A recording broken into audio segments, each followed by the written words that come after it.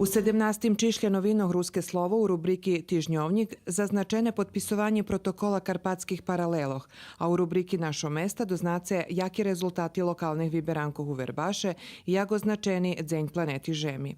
Rubrika «Ekonomija» priznačuje zakončenje seizmičnih vypitovanjoh u ruskim Keresture, a piše i o jarnjej šatvi u Keresturskim Hotare.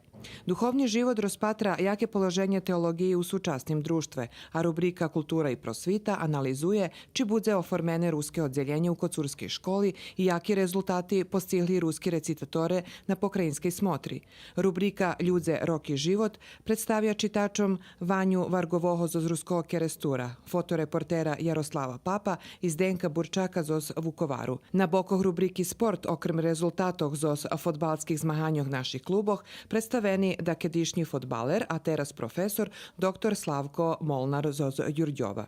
U tim čišlje dodatki literaturne slovo i ruske slovo u Švece.